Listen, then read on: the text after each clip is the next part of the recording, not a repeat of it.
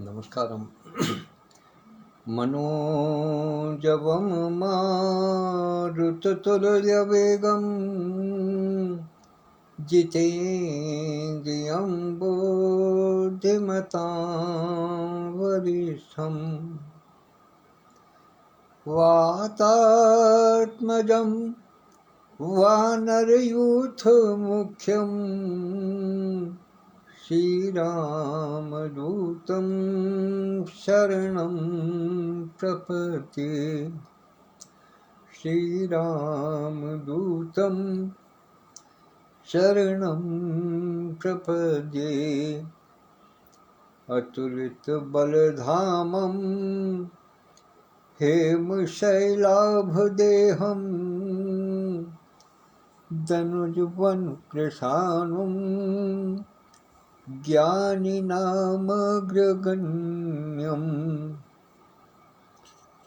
सकलगुणनिधानं वानराणामधीशं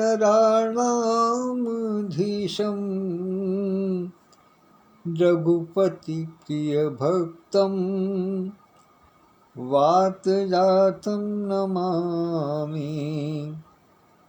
रघुपतिप्रियभक्तं वातजातं नमामि। प्रभु श्री राम के अनन्य भक्त, अनन्य दास, परम भक्त श्री हनुमान जी के चरणों में प्रणाम निवेदित करते हुए आज की अपनी बात प्रारंभ करता हूँ। आज का वाक्य बहुत ही सुंदर है, सबके लिए सरल है, सभी जानते हैं, सभी अनुभव करते हैं। वाक्य है सामाजिक संबंध। जब से हम पढ़ते चले आ रहे हैं तब से एक वाक्य अक्सर निबंध के प्रारंभ में ही लिखा जाता था कि मनुष्य एक सामाजिक प्राणी है। सदा सदा से यही लिखते चले आ रहे हैं। पता नहीं आज के बच्चे क्या लिखते हैं, लेकिन हम लोगों ने यही लिखा है और यही अनुभव किया है। क्योंकि मनुष्य समाज से ही स्वस्थ रह पाता है। समाज को देख करके ही उसके अंदर एक समझ की वृद्धि होती है। समाज से ही उसके सारे कार्य होते हैं। समाज के सहयोग के बिना कुछ भी संभव नहीं है। और समाज ऐसा नहीं है कि केवल मनुष्यों का ही समाज है। हर प्रकार के समाज से हमारा कार्य चलता है। हर प्रकार का समाज हमारे लिए आवश्यक है। और इसकी प्रामाणिकता के तौर पर आप त्रेता में दर्शन कीजिएगा। भगवान श्री राम ने जिस समय रावण के विरुद्ध अपनी सेना सुसज्जित की, जब आवाहन किया वीरों का, तो उसमें से कौन कौन थे? वानर, रीछ, बंदर, कपी, भालू, यही सब लोग थे। मनुष्य कहाँ था? मनुष्य तो उन्होंने किसी को लिया ही नहीं। हमेशा समाज के उन वर्गों को साथ में लिया जिनको मानव ने उपेक्षित माना। और उपेक्षित संवर्ग के जातकों के साथ ही उन्होंने इतना बड़ा युद्ध लिया, इतना बड़ा युद्ध लड़ा और उसमें विजय प्राप्त की। ये क्या कम बड़ी बात है? ये अपने आप में प्रमाण बहुत बड़ा है कि मनुष्य को केवल मनुष्य के ही समाज की नहीं, अपितु अन्य सभी समाज की आवश्यकता है। छोटे छोटे जीव जिनको हम नहीं समझ सकते कि ये हमारा कितना हित कर रहे हैं, लेकिन वो वास्तव में मानव जाति का हित ही कर रहे हैं, तभी हम सुरक्षित हैं। जैसे आजकल कहा जाता है ना कि सीमाओं पर जब तक सैनिक सजग है तब तक हम अपने घरों में पर्व मना रहे हैं। इसी प्रकार से मनुष्य के जीवन को सुरक्षित रखने में इस सृष्टि के अनेकों, बल्कि ये कहूँगा असंख्यों जीवों का हाथ है, जिसके कारण हम सुरक्षित हैं। तो ये तो बात एक रही। अब मैं उस वास्तविकता पर आता हूँ जिसके लिए कि इस वाक्यांश को आज देने का मन हुआ। हम अक्सर देखते हैं अपने समाज में कि भाइयों भाइयों के बीच झगड़ा होता है, पिता पुत्र के बीच झगड़ा होता है, कभी कभी पति पत्नी के बीच झगड़ा होता है। ये तो बहुत गहरे संबंध है। बहन भाई के बीच झगड़ा होता है, रक्त संबंधों में झगड़ा हो जाता है। यहाँ तक कि कभी कभी कुछ ऐसी घटनाएं, दुर्घटनाएं भी सुनने को मिल जाती हैं। अभी पीछे 2-3 दिन पूर्व एक घटना सुनने को मिली कि एक माँ ने अपनी 2.5 साल की बच्ची को गंगा में प्रवाहित कर दिया। क्या 2.5 साल की बच्ची ने उसका कुछ किया होगा? क्या उसका अहित किया होगा? और ऐसा भी नहीं है कि वो कोई मानसिक रूप से बीमार है, वो मानसिक रूप से स्वस्थ भी है, लेकिन फिर भी इतना क्रोध कि इतनी छोटी बच्ची को गंगा में प्रवाहित कर दिया, और वो भी एक माँ के द्वारा, जिसको ममता की मूर्ति कहा जाता है, जिसकी ममता की कसीदे पढ़ते पढ़ते साहित्यकारों के, कवियों के, लेखकों के, विचारकों के, समाज सुधारकों के कंठ नहीं सूखते। उस माँ से जब ऐसे कृत्य हो जाते हैं तो फिर किस समाज की कल्पना की जा सकती है? समाज के किस रूप को देखा जा सकता है? जिस स्थान पर एक बात कही जाती है, अक्सर एक कोट बहुत सुंदर है, सिद्धांत एक अक्सर बताया जाता है कि जब हर ओर से द्वार बंद हो जाते हैं तो प्रभु एक खिड़की खोलते हैं और उसके माध्यम से आपको राह दिखाते हैं। ये बहुत पुरानी कहावत है, सबने सुनी होगी, और ये मैं समझता हूं आज की तारीख में मेरे वाक्यांश की ओर ही इशारा कर रहा है कि जब रक्त के संबंधों में उबाल इतना आ जाए कि एक दूसरे को सहन न कर सकें या सहन करने की स्थिति में न हो, तब ईश्वर ने एक खिड़की खोल करके दी कि ये सामाजिक संबंध बना करके रखिए, और वो बहुत कारगर होती है। कभी कभी ऐसा लगता है कि रक्त आजकल पानी हो गया है, रक्त के संबंधों में दरार आने लगी है,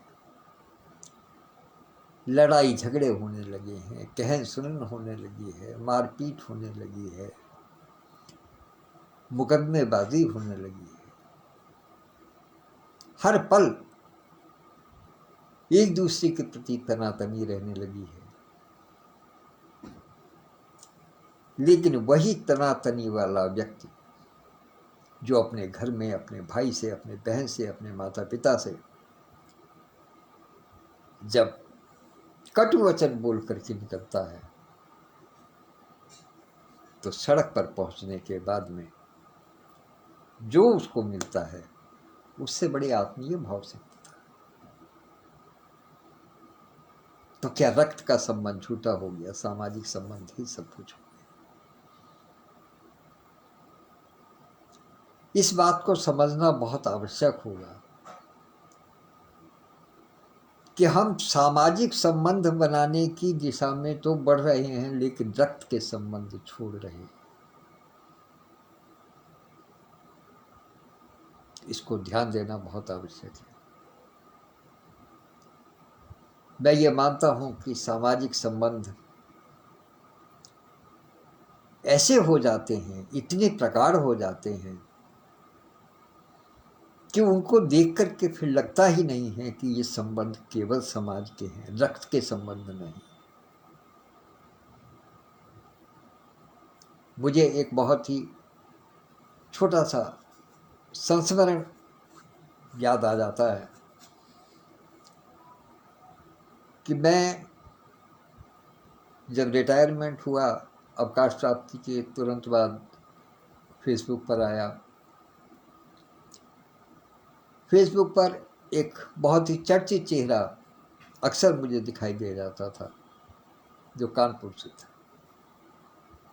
कानपुर की धरती प्रेम की धरती मानी जाती है, स्नेह की धरती मानी जाती है। मेरी उनसे फेसबुक पर ही वार्तालाप हुई, आपस में मित्र बने। मैं चूंकि फेसबुक के विषय में कुछ जानता नहीं था, लिहाजा उन्होंने मुझे बहुत कुछ सिखाया, बताया कि क्या किस तरीके से प्रयोग होता है। आयु में मुझसे वो 1 वर्ष बड़े हैं, लिहाजा मैं उनको बड़े भाई जी कह करके ही संबोधित करता रहा। संयोग ऐसा हुआ कि मैं एक विवाह के संबंध में लखनऊ की यात्रा पर था। फेसबुक पर उनको ये ज्ञात हुआ कि मैं लखनऊ में हूँ, तो उन्होंने मुझे आग्रह किया कि यदि समय हो तो कानपुर आकर के मिले। मन में एक ऐसा उत्साह, मैं नहीं जानता कि उन्होंने, मुझे आज तक नहीं पता कि ये उन्होंने केवल एक औपचारिक रूप से कहा था या वो वास्तविक स्नेह था, तो बाद में पता चला। लेकिन मेरे मन में एक उत्साह जगा और मैं कानपुर के लिए निकल गया, उनके घर पहुंचा। तो वो मेरे लिए पहले व्यक्ति थे जो कि फेसबुक मित्र थे, और मैं उनके घर साक्षात बैठा था। सपत्नीक गया था। निश्चित रूप से ये मेरी एक परंपरा है कि बहुत कम ऐसा होता है कि मैं जहाँ कहीं मिलने के लिए जाता हूँ तो अकेला जाऊँ, ये बहुत कम होता है। अधिकतर सपत्नीक ही जाता हूँ। और उसके बाद में एक ऐसा परिवर्तन आया कि वो हमारे मित्र आदरणीय बड़े भाई जी अजित मेहरोत्रा जी, जो पिछले 5 वर्षों से लगातार फेसबुक पर थे और मित्रता उनकी लगभग 1000 से ऊपर थी उस समय, वो किसी भी फेसबुक मित्र से साक्षात नहीं मिले थे। और उसके बाद में फिर ऐसा सिलसिला हुआ, वहाँ से उन्होंने अपने एक भाई से मिलाया, रवि मेहरोत्रा जी से, जो कि लगभग हम वयस्क थे। उनसे मुलाकात हुई, बातचीत आगे बढ़ती रही, मिलते रहे। और फिर स्थिति ये आई कि उन दोनों भाइयों की कन्या की शादी में मैं बाकायदा आमंत्रित रहा। शगुन की बात नहीं करूँगा, लेकिन उन दोनों कन्याओं के लिए विदाई पत्र मैंने लिख करके दिया, जो आज भी उनकी बेटियों के घर में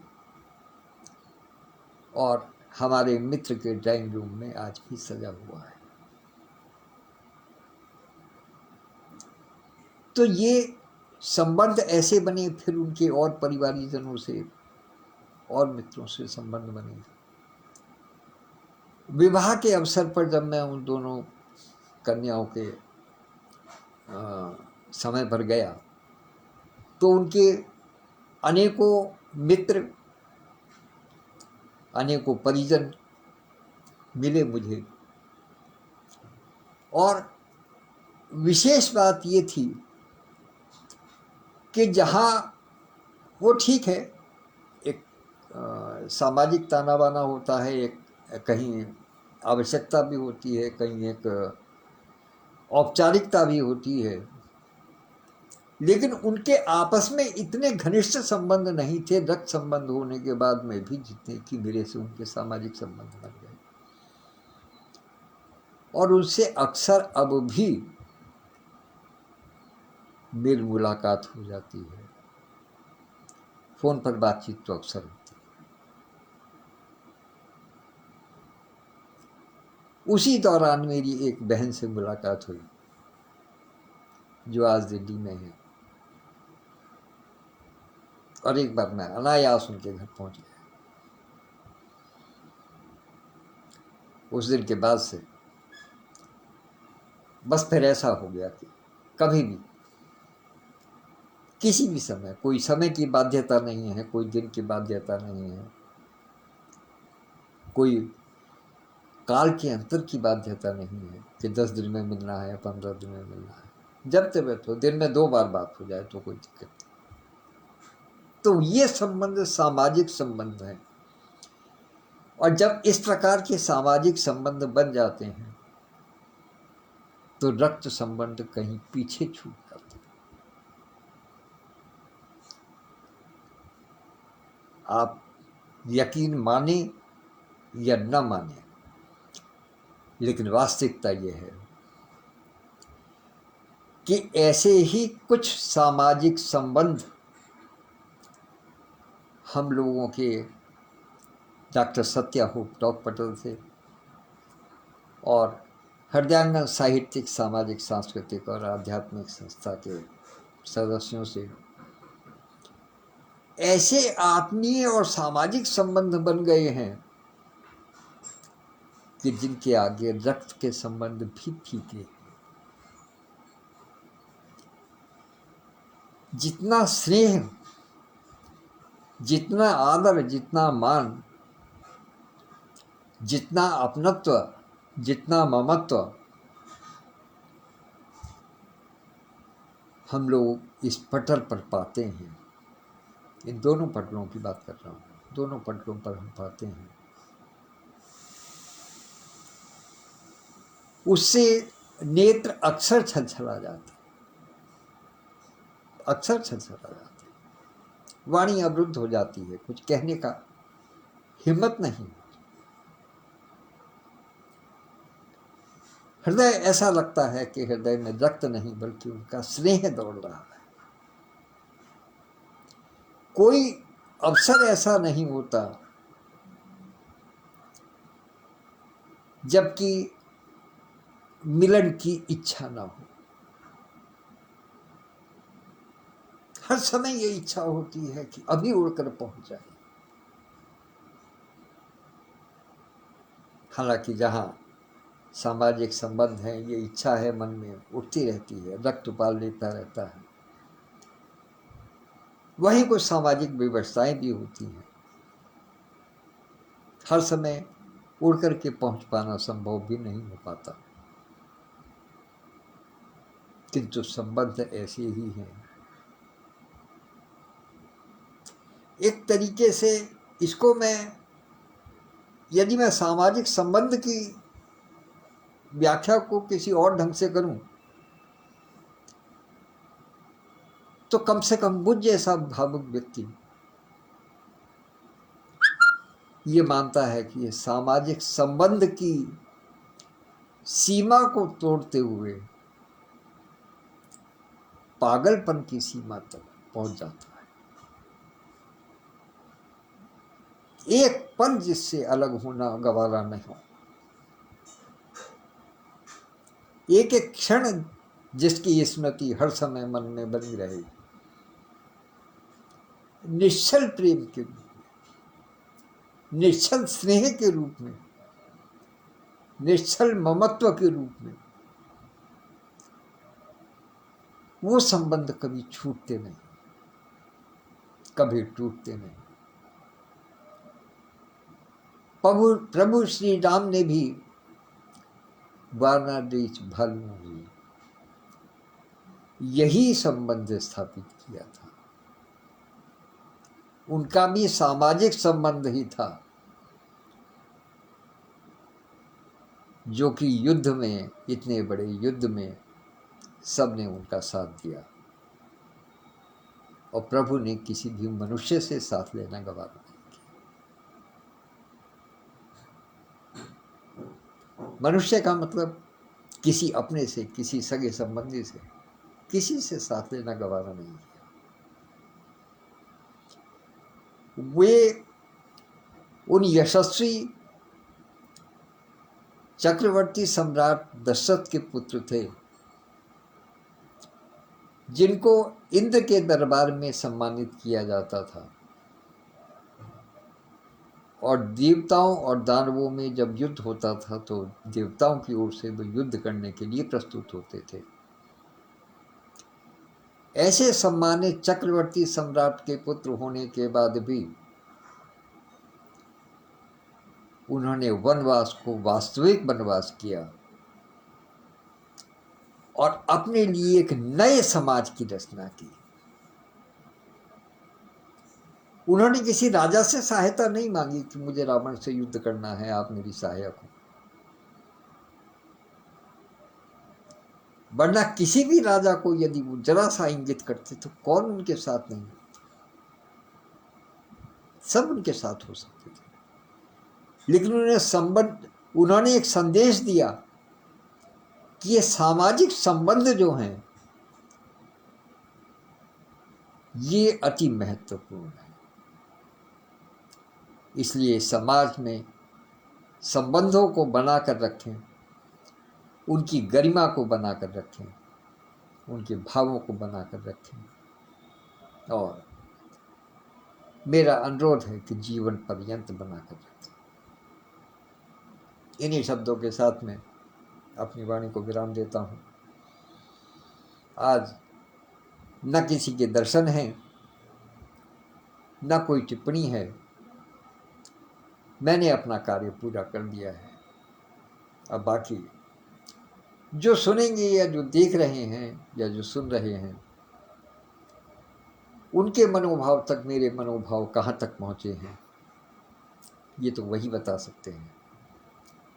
मैं इन भावुक पलों में अपनी प्रस्तुति को विराम देता हूँ। धन्यवाद, नमस्कार।